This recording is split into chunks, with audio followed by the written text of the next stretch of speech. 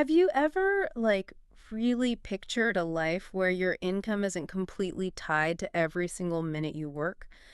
Imagine waking up, maybe a bit later, enjoying your coffee, and just knowing that money's, well, kind of trickling in, working for you while you do other things. It sounds almost, I don't know, like a dream, doesn't it? Something people talk about that maybe don't fully get. Yeah, it does sound like a dream, but it's more than that. It's actually a real financial strategy.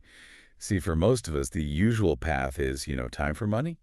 You put in the hours, you get the paycheck. Simple. Standard stuff. Right. And look at that's fine, often necessary to start. But the real shift, the big change, happens when you figure out how to disconnect your earning from actively trading that time. It's more about building a system of financial structure that supports your life instead of your life just constantly revolving around earning that next paycheck. That difference is huge, absolutely crucial. So today, on the deep dive, we're going to really break that down. What does it actually mean? And maybe more importantly, how can you start building that kind of reality? The main idea we're tackling is passive income. Mm-hmm. And this isn't just going to be, a quick list of ideas you've heard before. Not at all. Our mission here is to give you a proper shortcut, a real understanding of this honestly pretty powerful financial idea. We want to pull out the really important bits, maybe uncover some surprising things, and, have a bit of fun doing it, keep you interested. Yeah, keep it engaging. And this deep dive, it's really designed for you if you're curious about finding more financial freedom. And here's the kicker, the bit people often miss. It can actually seriously help boost your English skills along the way. That's the really interesting part, isn't it? That sort of double benefit. It's why this topic is, I think, especially great for our listeners. It's not just finance. It's also potentially a tool for personal growth, for language practice. So maybe let's start right at the beginning. Build that foundation. What exactly is passive income? What are we talking about here? Okay, yeah, let's tin down the core definition. Passive income basically means earning money with little ongoing effort after the initial work is done. Yeah. It's that phrase, little ongoing effort. That's the key differentiator from, say, your day job. Right. With a regular job, you put in the time, 8 hours, 40 hours, whatever, and you get paid for that specific time. You stop working. The money stops. Exactly. Almost right away. That's active income. You're literally swapping hours for dollars or pounds or euros. And this is where that mindset shift really clicks in. Instead of actively trading time, you're either building or buying an asset, something that works for you. Think of it like creating something once, like writing a book, maybe, or investing in something like stocks or property. And then that thing keeps generating money, hopefully with just minimal upkeep once you've got it going. The initial work, that heavy lifting, whether it's intellectual, physical, or financial, that happens right at the start. Okay, and there's a really great way to visualize this, an analogy that makes it super clear. Planting a tree. So imagine you want an apple tree. You don't just, snap your fingers and bam, there's a tree full of apples. Well, if only. Right. There's quite a bit of work up front. You've got to choose the right seed or maybe a young sapling, prepare the ground, dig the hole, plant it properly.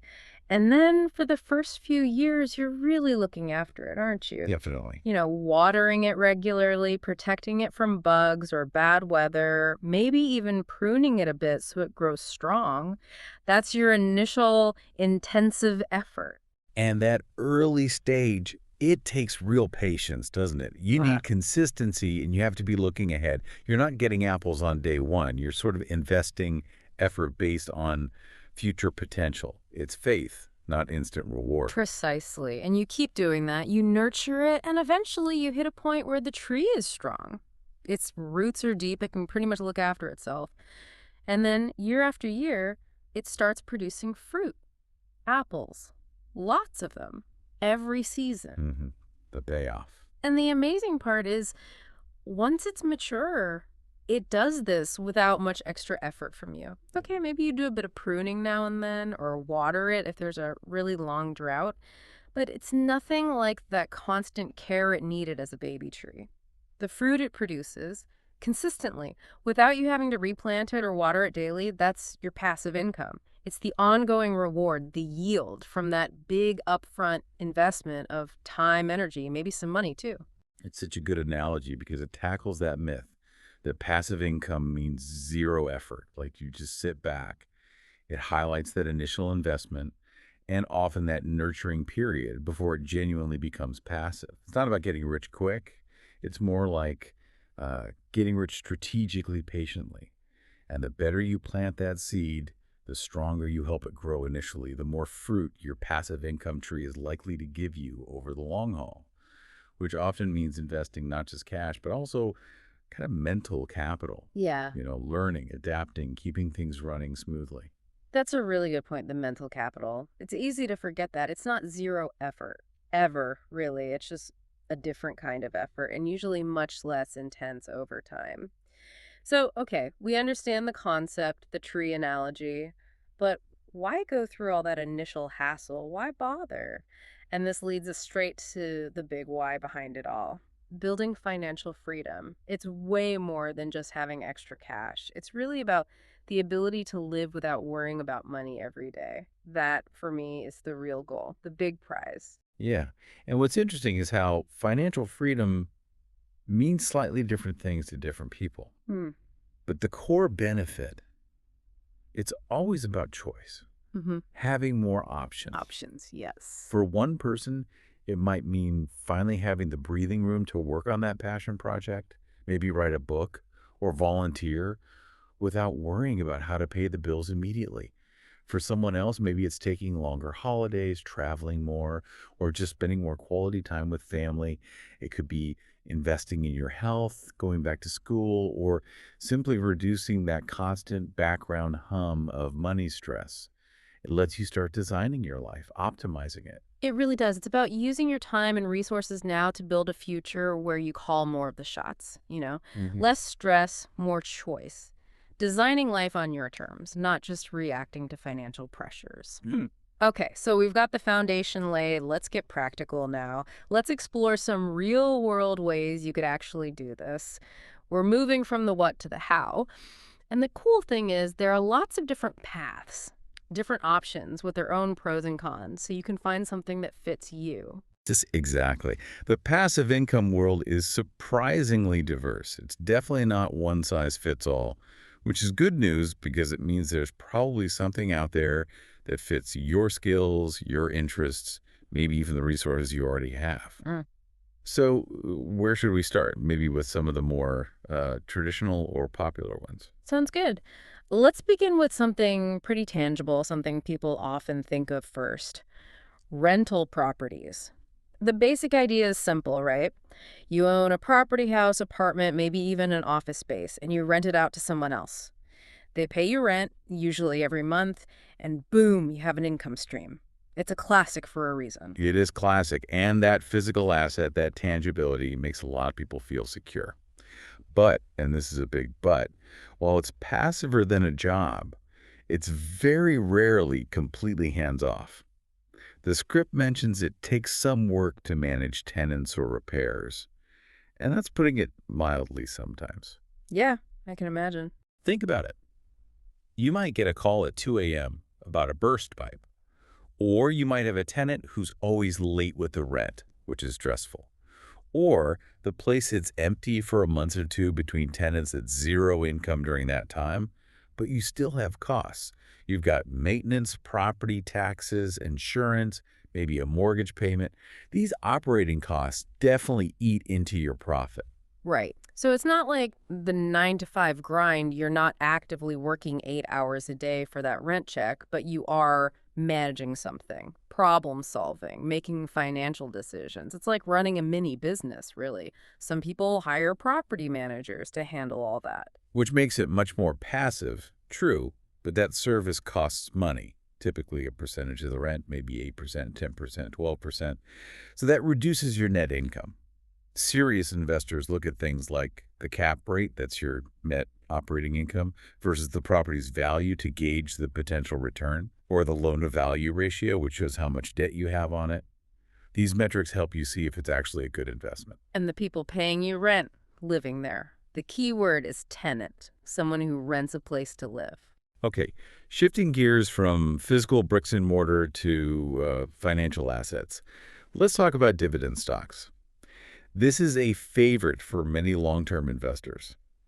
The idea is you buy shares, small pieces of ownership in a company. And if it's a solid, profitable company, they might choose to give a portion of their profits back to you, the shareholder. It feels a bit like a reward, doesn't it? Like a thank you for owning a part of the company and sticking with them. You invested in their success, and they share a bit of that success back with you periodically. That payment is the dividend. Precisely. And a dividend is defined as money paid regularly by a company to its shareholders. The regularly part is key here. It's often quarterly, sometimes annually. This gives you a relatively predictable income stream without you having to manage customers or inventory or anything like that. Your money is doing the work. And a really powerful concept here is compounding. Lots of investors just reinvest those dividends automatically. Could buy more shares. Exactly. So those new shares then earn their own dividends, which buy even more shares. Mm. It creates this snowball effect over time. It can really boost your wealth growth. But it's not risk-free, of course. Companies can cut their dividends if times get tough, and the stock price itself can go up or down. Also, there's a detail about taxes, some dividends. Qualified ones get taxed less than non-qualified ones. Knowing the difference matters for your actual take-home income. Okay, good points. Now for something maybe a bit more, I guess, digital, something that's become incredibly popular and accessible, especially, I think, for English learners, creating digital products. This is a huge area. We're talking things like writing an ebook or designing an online course, like the outline says, but also digital templates, stock photos you take, maybe even music you create, software, little apps, digital art, lots of possibilities. It's massive. And the core appeal, scalability. Ah, yes. Explain that. Well, the script nails it. After creating the product once, you can sell it many times online. Think about that. Unlike, say, a physical book where you need printing, shipping, storage for every single copy sold. Right. Costs add up. A digital product, like an ebook file or access to an online course, can be copied and delivered infinitely online for almost zero extra cost per sale. So your initial effort, the writing, the recording, the designing, can potentially reach a global audience and generate sales 24/7 long after you've finished creating it. But let's be real, that initial effort can be intense, hours and hours of work, and then you have to market it. People need to find it. Yeah, creation is only half the battle, maybe less. You need to think about things like SEO, search engine optimization, so people searching online can discover your product. And conversion rates, what percentage of people who see your sales page actually buy? That involves good writing, maybe videos, effective marketing. It's amazing, though, how one really good ebook or course can just keep earning money for years, potentially, with just minor updates. Once you get that initial marketing momentum, the sales can become pretty passive. Okay, another digital one, affiliate marketing. How does this work? Affiliate marketing is interesting because you don't create the product yourself. Instead, you promote other people's products on your website or social media. You're essentially recommending things, could be anything from books on Amazon to software tools to online courses. So you're like a digital salesperson, but for someone else's stuff. Kind of, yeah. And the way you earn is through commissions. When someone buys through your special tracking link, you earn a commission. You don't handle the product, the shipping, or customer service. Your job is to build an audience that trusts your recommendations. So the big initial work here isn't making a product, it's building that audience maybe through a blog, a YouTube channel, social media, and creating helpful content where you can naturally suggest relevant products. Right. So that commission is just a fee or percentage paid for helping make a sale. Your slice for sending the customer over. And you could promote almost anything, really, as long as you disclose it's an affiliate link, usually. Pretty much. Though most successful affiliates focus on a niche they know well and recommend products they genuinely believe in, authenticity is key. Building that audience and trust takes time and consistency. So it's definitely not instant income. It's about providing value first. Gotcha. Okay, so those are some big examples. Rentals, dividends, digital products, affiliate marketing, all different ways to potentially get that passive income flowing. And each with its own learning curve, risks, and rewards. But all sharing that core idea, work upfront for potential ongoing returns with less active effort later. Okay, now this is where it gets really interesting, especially for you listening. If English isn't your first language, we've talked about what passive income is, how you might get it, but why is this such a potential game changer specifically for English learners? What's this dual advantage we mentioned earlier? This is, I think, the most exciting connection, that aha moment. Think about the typical pressures. Maybe limited funds, definitely limited time for dedicated study. Passive income can directly help with both. Like the source says, less money stress gives you freedom to focus on learning, traveling, or spending time with family. It creates options. Imagine having more choice in how you use your time and energy. Those are your most valuable assets, right? Totally. Imagine not having to take that extra job you don't really like just to make ends meet. That time you get back, that mental energy you save by worrying less about money, it's huge. It doesn't just make life nicer, it frees up space. Space you could use for focused English practice, maybe even an immersion trip, or just relaxing so your brain can actually absorb what you're learning better. It's about creating breathing room, creating those options we talked about. And then there's the second part, the really clever bit, the simultaneous improvement in English skills. Yeah. The double win. The source is clear. Working on passive income ideas often improves your English skills. This isn't just a maybe. It's baked into the process for many of these ideas. Yeah. You're applying the language in real practical ways that just reading a textbook doesn't offer. Yes. This is so cool because your effort pays off twice. You're building income and building fluency. Let's break that down. Say you decide to write a blog for affiliate marketing or maybe create an ebook. That process itself helps you practice reading, writing. You're not just consuming English, you're actively producing it, researching, outlining, finding the right words, checking grammar, making it engaging. That's real practice. Exactly. And if you go the route of, say, an online course or maybe using video marketing, well, creating videos in English helps you practice Yeah. speaking. Mm. And that's not just reading a script. It's working on sounding natural, using the right intonation, feeling more confident explaining things out loud. You might even start interacting with comments or questions in English, which adds a whole other layer of real-world conversational practice. And the vocabulary. Oh man, the vocabulary. Marketing your products or services improves vocabulary related to business and finance. And this isn't just random words from a list, it's practical stuff you learn because you need it. Words like conversion rate, target audience, ROI, niche market, customer acquisition, scalability, branding. Profit margins, Mm, diversification, risk assessment. Yeah, all that stuff. You learn it in context, making it stick way better. And suddenly you can talk about business and finance more confidently in English too. It becomes this amazing positive feedback loop. The source calls it the power of earning money while practicing English at the same time. It's synergistic. Your improving English opens up more passive income opportunities. Maybe you could reach a global audience, understand more complex strategies, and working on those income streams forces you to use and improve your English constantly. It drives both financial progress and language mastery. That's the real aha moment. It really is like unlocking a cheat code. You're not just studying English in a vacuum, you're using it to build something real, something valuable that gives back to you. So, okay, people might be thinking, this sounds great, but how do I actually start? It seems complicated. But the good news is, starting is easier than you think. Let's try and demystify that initial step, make it feel less daunting. Yeah, that where do I begin? Feeling is super common. It can stop people before they even start. But the first steps are actually pretty straightforward and mostly about looking inwards. and using what's already out there. Exactly.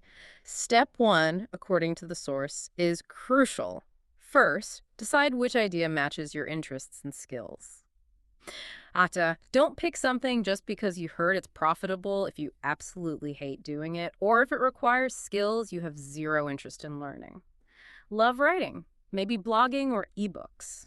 Good at explaining things, an online course. Enjoy numbers and analysis, maybe dividend stocks. Comfortable with property, maybe rentals. Think. Yeah. What do you already know? What do you enjoy doing? What problems have you solved that others might pay to learn about? Yeah, and once you have an idea, maybe use one or two possibilities.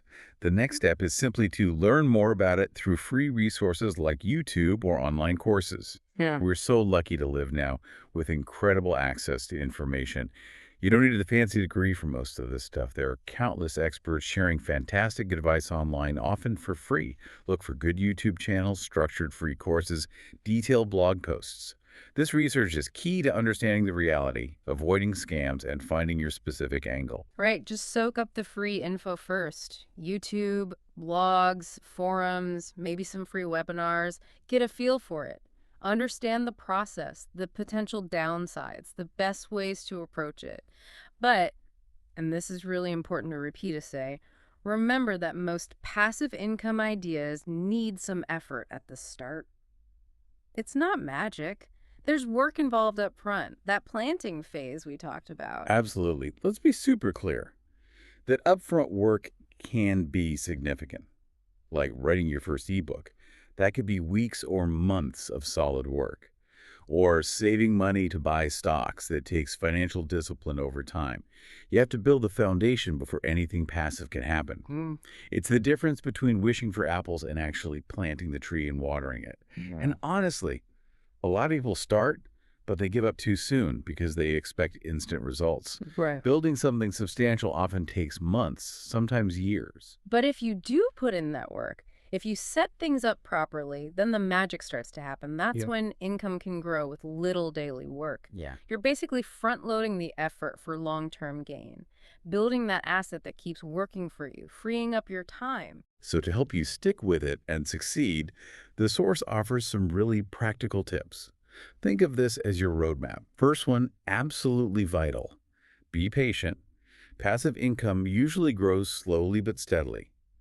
This is a marathon, not a sprint. If you expect to get rich next week, you'll likely quit. Focus on consistent progress, even small steps, and celebrate the small wins along the way. And looking back to that double win idea, another key tip. Keep learning new skills, especially English, to communicate better and understand new opportunities. The online world changes fast. New tools, new platforms, new strategies pop up all the time. Strong English skills let you learn from global sources, reach wider audiences, and grab those new opportunities much quicker. It's an investment that pays off in so many ways. Continuous learning, especially in English, really is like fuel for your passive income engine. It lets you adapt and grow.